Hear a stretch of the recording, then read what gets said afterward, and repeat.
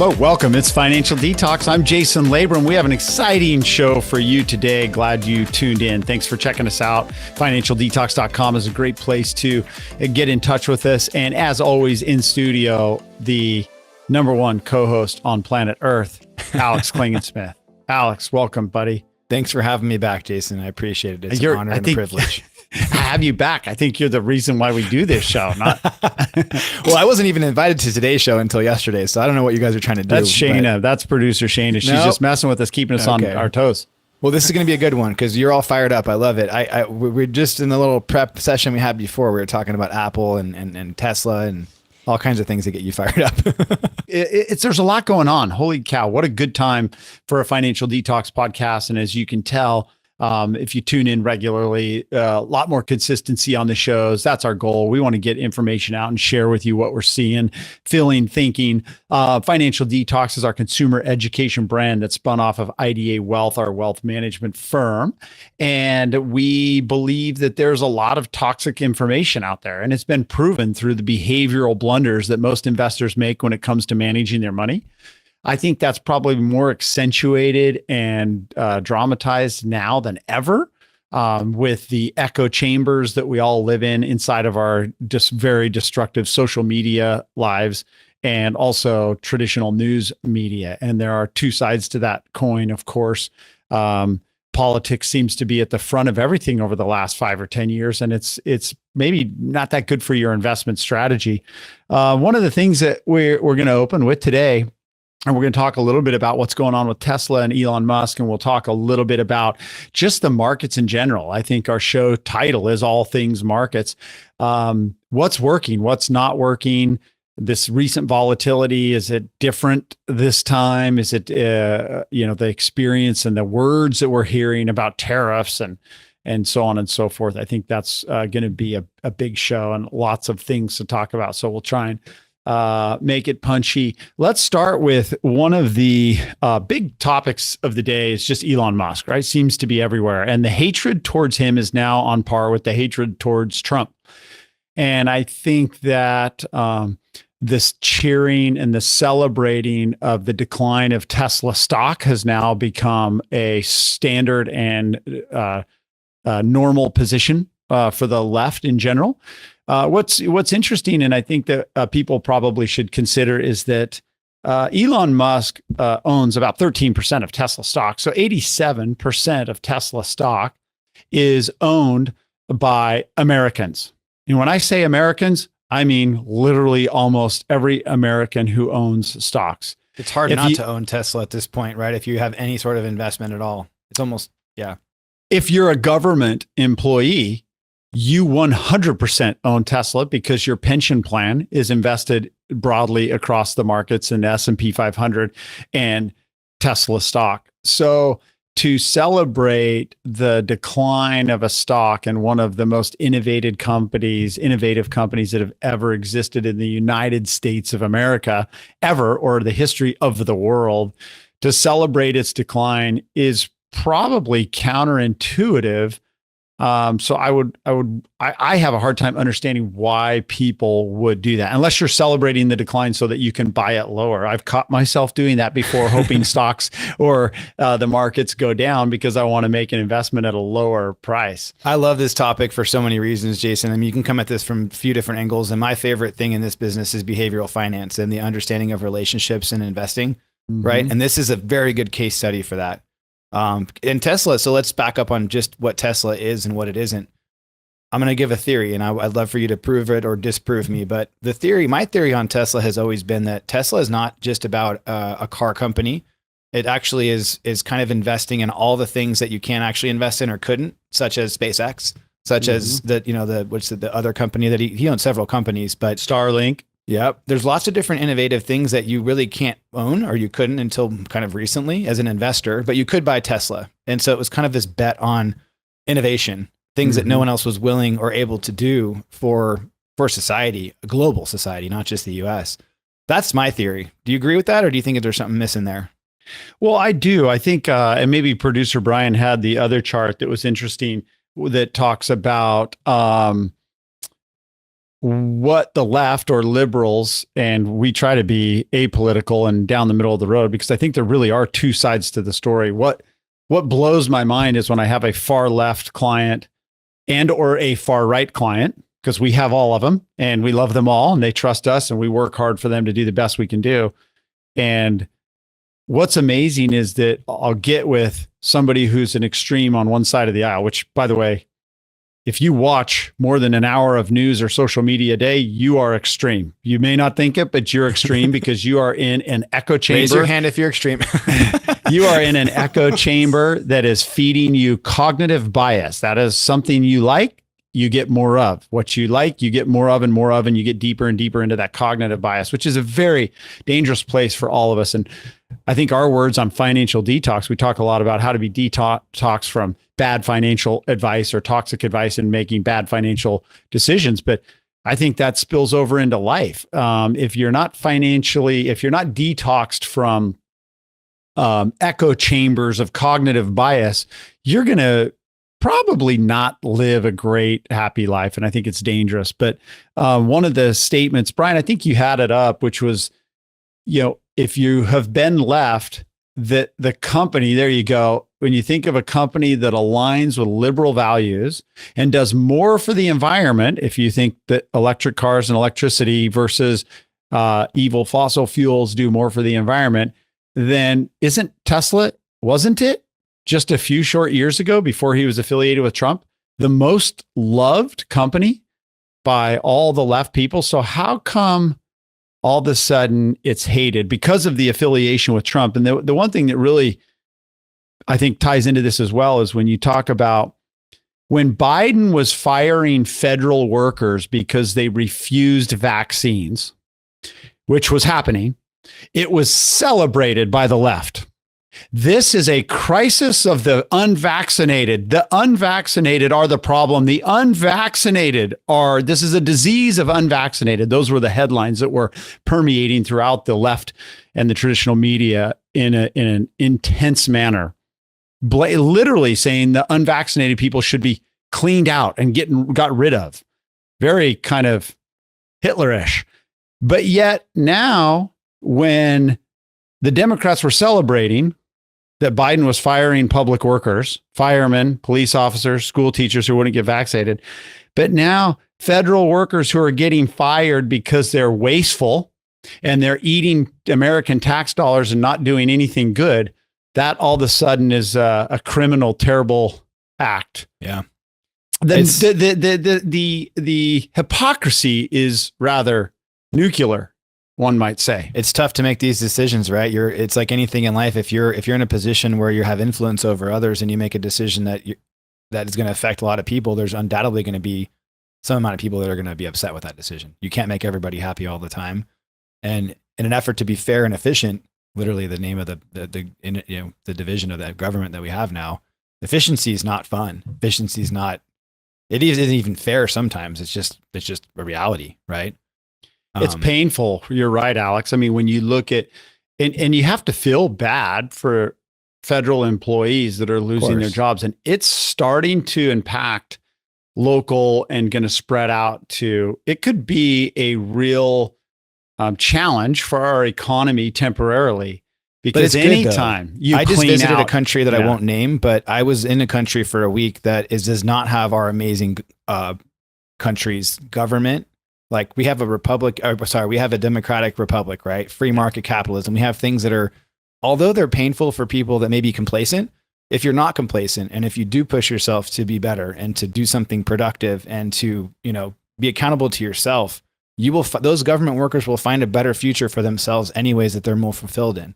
That's the hopeful attitude about it, right? If you're in a government that, again, I won't name the country because I don't want to get in trouble, but if you're in a country where it's a dictatorship and it's communistic, that is far more dangerous and far more an awful of a reality to live in, right? Well, it's just limiting, right? If you want to be held to a very tiny, low standard and have everybody be the same, where nobody has a chance to excel or nobody has a chance to achieve, well, then socialism and communism is a perfect place for you. I would adamantly disagree with that position. And I think that America has created the best standard of living in the world bar none, unquestionable in its short life of 300 years. We've done more for civilization and freedom and standards of living, giving people the real opportunity. Our poorest people in America live better than most people across the world outside in third world, and certainly in communist and socialist. The land of the free and the home of the brave. But you have to get after it. You have to take ownership of your own future, right? So anytime you're feeling unfair about what's happening out of your control, and then we can tie it back into our thesis or our philosophy of investing and financial planning, is if you accept what you can control and you take ownership of it, it's an amazing life to live. If you point fingers and blame and get frustrated and kind of just get lost in this sea of negativity, right? That's a really miserable place to live in. But so for those government workers, if you've been laid off because your job was deemed not efficient or whatever you want to call it, you're going to have a better option now. You're going to find a better thing for you anyways that's going to be more rewarding. You'll probably make more money and have more time, actually, right? Get on Chat GPT and use AI and figure out what is the best job I can do. I have a passion about this. What kind of company could I start? We're hiring, right? And there's awesome opportunities out there. And a lot of people are scared of AI to maybe pivot the conversation a little bit, thinking about AI is going to totally eliminate all these jobs. There's an argument for that. But there's also a pretty good argument that people who actually adopt it and know how to use it are going to become so much more valuable to companies and organizations. Like I can tell you as a business, we are using AI as much as I think we're on a nice trajectory, learning it, understanding it, using it. We're not laying off any people because of AI. In fact, we would hire more because it's allowing us to do more. And I think that's the argument that I've heard a few times. It seems to make the most sense to me is that will it displace some traditional type of jobs? Possibly, but it'll also create so much more opportunity and jobs within it. It's like the internet. There were murmurings when the internet was first getting going back in the AOL days and early 2000s that, the internet is going to replace all these jobs. And what it actually did was create booming, thriving, gigantic new industries because it brought efficiencies across the globe and communication and abilities to do things that we never could before. And I think that's what AI is going to do for us too, is something similar to that. So not really scared of AI as an investment thesis. And I'm certainly not scared of what's happening in the government as a long-term investment thesis. Several clients have asked, particularly those who are in the echo chambers of the left and the cognitive bias of the left, that they just can't believe how terrible things are happening. But yet I remind them, there's 57% of the country that totally disagrees with you and actually think it's phenomenal. And then you have to remind the people on the right that are far out that think, just going in guns blazing and laying off every federal employee is so great, that maybe that's actually an echo chamber too, which it is, and another set of cognitive bias, that there does need to be some tact and style. And I don't think anybody can give a lot of credit to Trump or to Elon Musk for being very tactful and eloquent in how they deliver messages. And that's too bad, right? Because you have what is the underpinnings of really good cleansing and efficiencies and responsibility and reduction of crime, law and order, secure borders. These things are generally agreed upon by everybody. If you look at videos, countless videos by the Clintons, both Hillary and Bill, and you look at countless videos by Obama talking about how we must eliminate government waste and government fraud. We must purge all the wasteful things that are happening. So why was it good then and it's bad now? I think it's partially because of the delivery. And that's the critique I would have of Trump and Musk. And Musk isn't somebody who you can idolize as a moral character. I mean, I think he has, 13 different kids from 12 different women or something. I mean, it's crazy. I don't know what the numbers are, but it's not good. Oh, that's ChatGPT. Yeah. Ask difference of value sets there. So there's a value set that maybe isn't great. Understand, but I don't think we're asking, or nobody's being asked to marry Musk or marry Trump or love them or think they're best friends or hang out with them every night. I think we're asking them to actually run a government, be efficient and create opportunity. We're in the business too of helping people decipher all this information and make good investment decisions. Like let's try and answer some of Matt's questions yesterday. So we're sitting in your office with this awesome guy, Matt.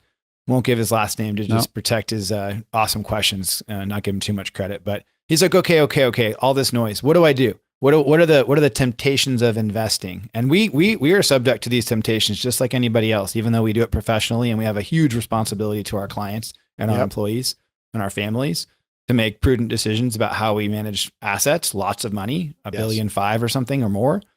Like, what are we tempted by, Jason? Like the fun stuff that we don't maybe share publicly very often, but it's exciting and fun. Like skiing. Yes, skiing. we're tempted by skiing. We love skiing. Is that publicly traded? How do I publicly trade on skiing? You got to buy a heli ski operation in Alaska. No, look, a couple things.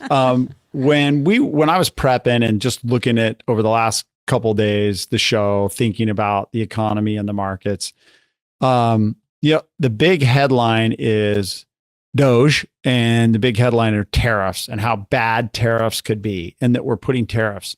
But I would ask this question: if we have been, well, let me give a story. I was in Japan, and first time to Japan, really cool experience, cool place.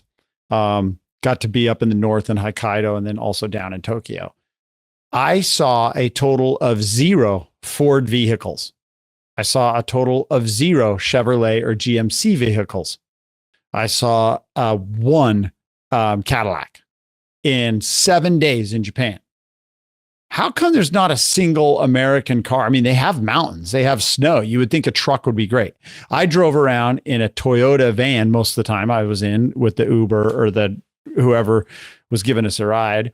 And they seemed quite slippery, to be honest. I don't know if they were 4-wheel drives or all-wheel drives, but how come not a single American car is in Japan?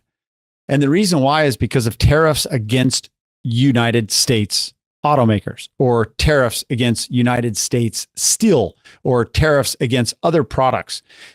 And oftentimes these other countries don't even allow us to sell their products, or they put so restrictive of tariffs that they cannot be sold there. So why is that fair? How come we would pay 25% to put an American car in China, but China would pay 2% to put a Chinese car in America? So is equalizing that or creating a fair trade deal, that new tariff, is that really bad? Or is that going to put American manufacturing back in the spotlight and bring companies back to America to produce things? The last time this happened, I can tell you, I believe factual, you can fact check me if you want.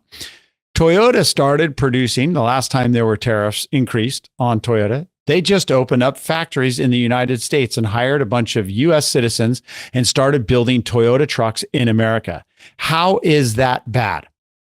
Look, tariffs suck. If everybody just had free and fair trade, that would be one thing, but that's not the reality of what we're dealing with. So how does that going to affect the market in the long run? And back to the question, Alex, which you eloquently asked, is that doesn't concern me. I think that all will wash out in the end and it will work the way it's supposed to work. But what is not right and what is not good for markets and not good for your dollars, you as an investor in America, you as a saver, what's not good for you is when America is getting really bad trade deals. When we're paying way more to sell our goods overseas than other people are paying to sell their goods here. That's not good for Americans in the end. So the fact that we're going to cleanse that and fix that, let's simplify that even more too. You just said something good. that when I hear that, sorry to interrupt you, but I don't want to forget what I'm about to say, because otherwise I'll totally forget. You're speaking to Americans right now, right, Jason? Yes. Yeah. Mostly, Americans. I don't know if we have any, Brian, do we have any international viewers? I think one. Even if we, is that the guy who thumbs us down every time and says he hates every time? Yeah. Well, I love that guy. My mother wasn't even born in this country. She was born in Chile, right? Yeah. I'm half Chilean. She was born, I just found out yesterday because my brothers were all having this heated political WhatsApp discussion. You're so tan and good looking, Alex. I wish I was tan like you. Hold on. Don't distract me. I don't want to forget. Focus. So, my grandparents immigrated here in like 1960 or something. In 1968, she became a citizen. She was 13 years old. Why does this matter? Well, if you live here or you want to live here and you want to be a citizen or a resident and you're going to work here, you're going to earn money. You're going to earn that money because you have a good job, because you have a job that will pay you money. And then you can save money. And then if you're fortunate enough, you can save enough money to then invest money. And that's where we come in. right? We come in when we help people invest money. Sometimes we even help them figure out how to save more, right? The budgeting process, the financial planning process. But as an investor, it's so easy to just really get confused, distracted, upset by the stuff we're talking about, politics and disagreements. And you forget what the point of all this is anyways, which is to save money, invest it so that one day you don't have to work anymore, so that you can enjoy doing whatever you want to do. And this is where you and I, Jason, are actually very different. And I love that we're different in this way, that you thrive off of this stuff. And I'm like, it's not fun for me to think about and talk about politics. And I read about it a lot. I just don't it doesn't make me feel good. But then I'm like, well, I do need to be in tune with what's going on because it matters on how we make decisions for our clients, right? It's a responsibility that I have. I love when we think about what this means. Like if you got your head in the sand, or if you're out there just spouting a bunch of nonsense, like you still have to make decisions on what you're going to do with your money, right? That's important to draw those parallels and how to make good decisions on Tesla or AI or whatever it is. Like, are we going to make bets on it? Are we going to short Tesla? Are we going to buy Tesla? Are we going to accept that we just own it through our pension or our 401k anyways? Like, what do we do? Yeah, that's a good question. And I think that making any individual bets, large bets with a substantial portion of your money on a particular stock and its movement, especially one that is being engulfed in controversy, is a really bad decision. Going back to our basic principles of investing, you probably have better odds in Vegas, actually. But going back to our basic principles of investing, right? You should have a well thought out financial plan, a diversified portfolio. You should have a rebalancing strategy where you're trimming profits and adding to undervalued things, which we should talk a little bit about international stocks versus domestic stocks and how that trade has flipped.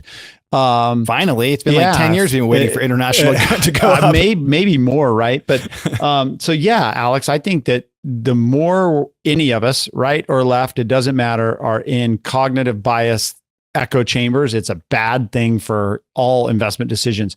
If you look at the markets, like people think it's the tariffs that are driving the markets down, but actually the markets have gone almost straight up. And we have a slide on market valuations. And if you look at the capitalized profits model, you look at the Fed model, you look at Shiller KPE or the Buffett indicator, all of those markets, all of those indicators are saying the market has been overvalued. So is it about the tariffs, or is that just the excuse that gives the reasons a market to go down? Because all four of these indicators are suggesting that the market has been really overvalued and still even is at today's value. So that's interesting, right? Are the markets overvalued? This matters because there are, as efficient as public stocks are, the public markets are, they're quite efficient. They process information really well. They change daily based upon new information being processed. That's why there's volatility. There's supposed to be volatility, by the way. If there isn't any volatility, then investors are not going to be able to demand a rate of return anymore because there's no challenge. There's no hard part of it. There has to be volatility as markets price in new information. And there's tons of new information now, right? A new administration with a totally different objective than the previous administration. So that's pricing in new information and the markets change and then things go. They need an excuse almost. Markets almost need an excuse to get back to the right value. Things have been frothy. Why have they been frothy? Because we've had 20 years of absolutely sloppy, easy monetary policy, both left and right. Republicans and Democrats have given away money, no spending controls. Nobody has the political willpower to actually cut spending and to actually cut waste, except somebody who's as unlikable as Trump. Well, he doesn't care if anybody likes him, so he's willing to cut spending and cut waste. But that's scary to me, is that the markets have been going up for so long and got to an overvalued point. That to me is more risky and scary than a decline because we're getting rid of some waste and or we're trying to create fair and balanced trade across the globe. What should our listeners do? And I wanted to talk only about this, by the way, what I'm segueing into to kind of bring us home on this show. But what should they do with their financial plan and their portfolio right now, more than ever? I think more than ever, and I know you said this and you like this topic, and I do too. I just don't know if it's gonna grab a hold, but Kind of boring. it is boring, and so we're gonna only spend a minute on it. But one of the things we do, and a good fiduciary advisor, which by the way is about 5%, maybe 10% of all advisors in the country, is to operate to a true full fiduciary standard as opposed to a best interest contract standard. If you want to learn more about that, give us a call or shoot us an email. We'll explain that to you. It's a big difference, but we run very sophisticated cash flow analysis that is backed up with probability testing of your portfolio. And what that means is we stress test the current portfolio that you have and the portfolio that you believe is right for you, or we build for you and think is right for you. We stress test that over 1,000 different scenarios to determine what is the likelihood of you ever having to make a change, or the likelihood of you potentially running out of money, or your plan blowing up. And that includes everything like crazy high interest rates, low interest rates, radical tariffs, trade wars, world wars, small wars. It includes every single potential contingency and issue that we could face as investors. And so what happens then is it really helps frame the conversation, right, Alex, where now it's like, wait, why am I investing? What is the point of my money? And yes, what's going on in the market matters. And am I on track? Am I going off on the wrong track, or am I okay regardless of what's happening last week or this week? Yeah. And then it gets to a point though, for some people, Alex, and I think this is where it gets boring for people when we talk about financial planning and what statistical probability analysis. But what if you have so much money that you just know, and by so much, let's call it 5 million, 10 million, 15, 20, 30 million dollars investable assets, and you have other income coming in, and you just know, I'm not going to run out of money. So the probability analysis to that person doesn't mean that much, because they're like, I know I'm not going to run out of money. Yeah. What I want you to tell me about are the markets. Well, then we tell me about what the markets are doing. Then we talk about how we execute rebalancing, how we make decisions on what to buy or sell, when to buy or sell, how much to buy or sell, and what to buy or sell. There's like several different questions in one. Yes. And then we gravitate towards that. And those people that do have that awesome position to be in life because they've done really hard work, or maybe they've inherited it, I don't know.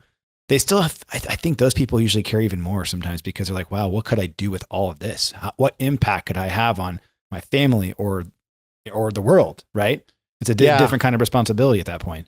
I almost think we should call our firm like we're going to change our name the again. lifestyle investing, or peace of mind. Because one of the things when we did our advisory board is we said to our clients, what do we do for you? Like, why do you hire us? Why do you keep you? There you go. Boom. And they said, thank you, clients. Universally, thank you so much. And we're starting a new advisory board to keep it going. But universally, the answer was, you provide financial peace of mind. And then we said, well, what does that mean? And they say, well, I don't have to worry about the news and the volatility in the markets, because you've explained to me enough your process, your procedure, not only the strategic, how you invest and the philosophy, but then also how you go on a daily basis and make tactical changes based upon what's happening in all the news, because it's real, right? There's real things happening. And if you just sit still forever and never make a change, that is not a good strategy.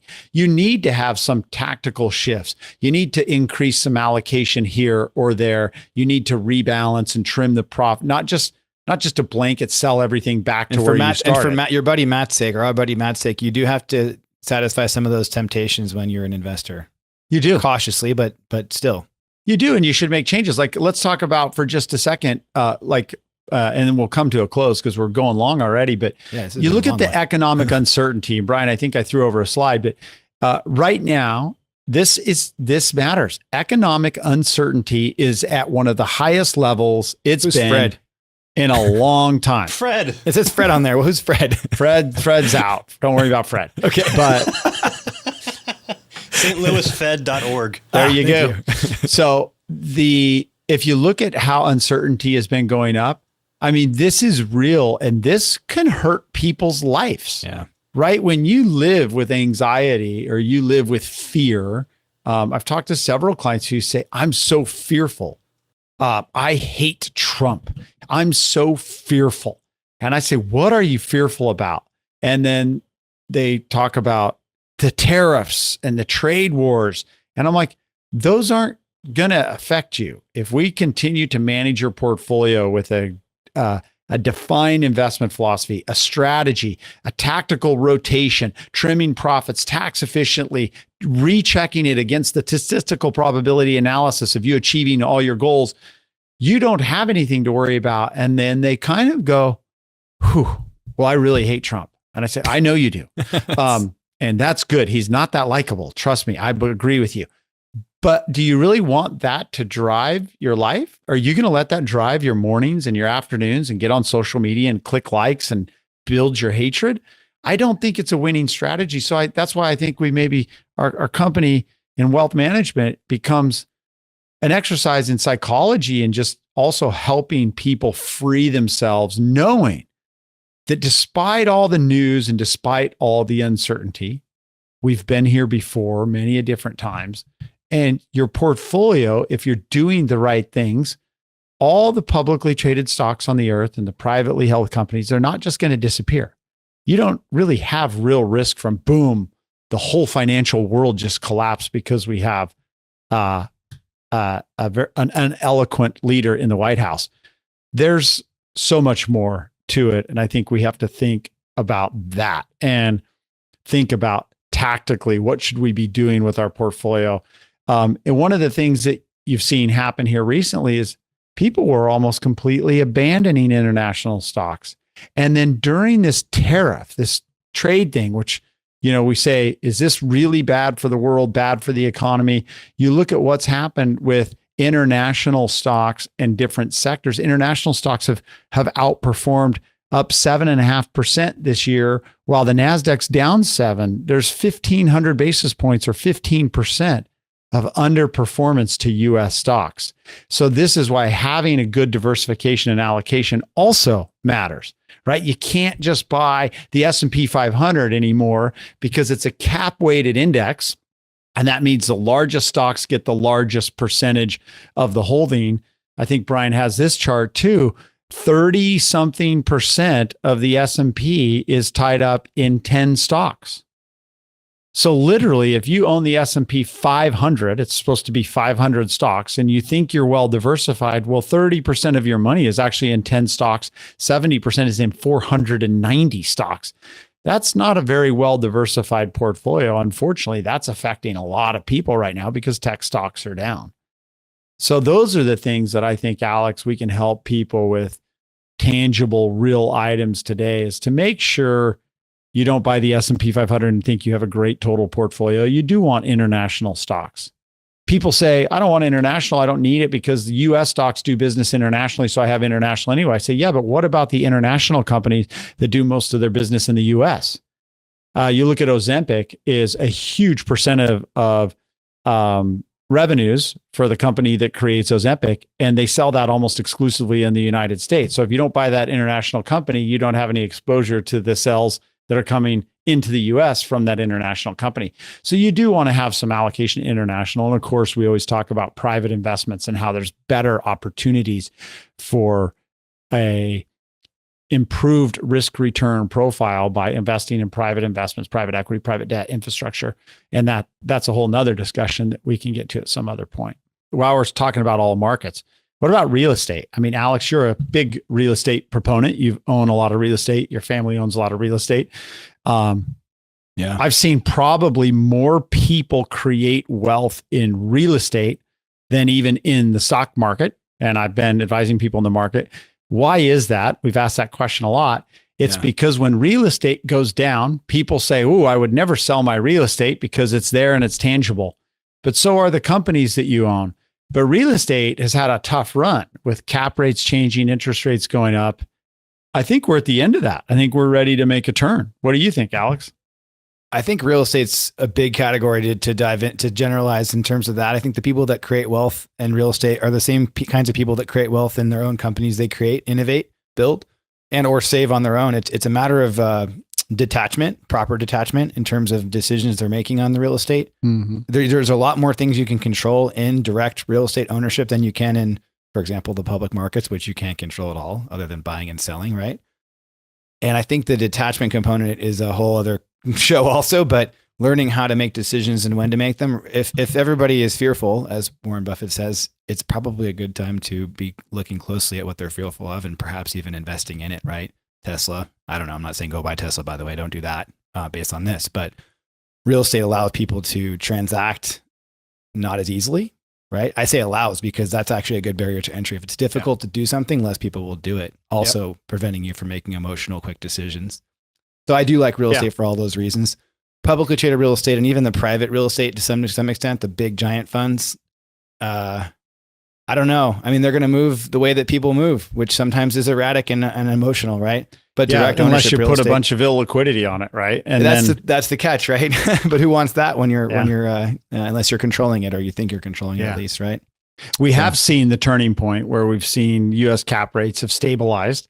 That's a good thing. The pace of new constructions has slowed to a point that it's very bullish for real estate at this point. We think there's great ways to own real estate through public markets, but even more so through private markets. Big funds tend to get a little watered down and tend to, especially public real estate, tends to have the volatility associated with the public stock market, which is not great. Private real estate tends to have less. What we've gone through in real estate has been really negative experience for a lot of people who've owned it.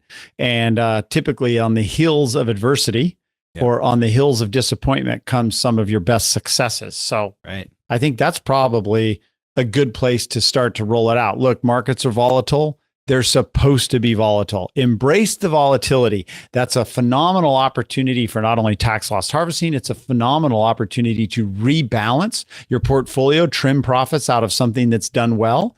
If you're doing it correctly, you're trimming profits before volatility happens because you have predetermined parameters on each position and asset class that you own. So when it goes through those predetermined parameters, to the upside, you'll trim some profits, which is how you can sell high and buy low without emotions and without stress. Therefore, enjoy your true financial peace of mind, even despite all the noise that's going on in the world about the volatility, the tariffs.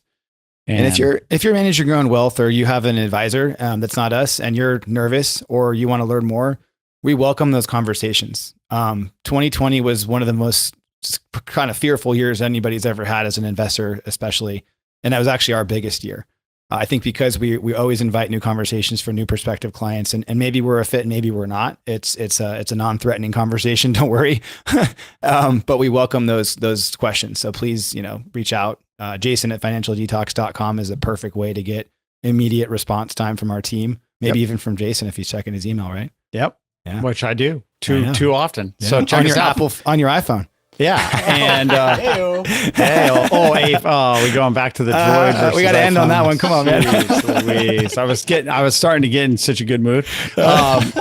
Financial Detox is here for you. We appreciate you checking us out. If you would give us a subscribe, a like, all those kind of things, we appreciate it greatly. We're trying to get the message out to more people, help you avoid toxic advice, help you avoid behavioral blunders that most investors make, manage your wealth for maximum impact, and have a great time while doing it. Enjoy your life with financial peace of mind. That's what Financial Detox is. I'm Jason Labrum. Thanks for being here, and we'll catch you on the next show.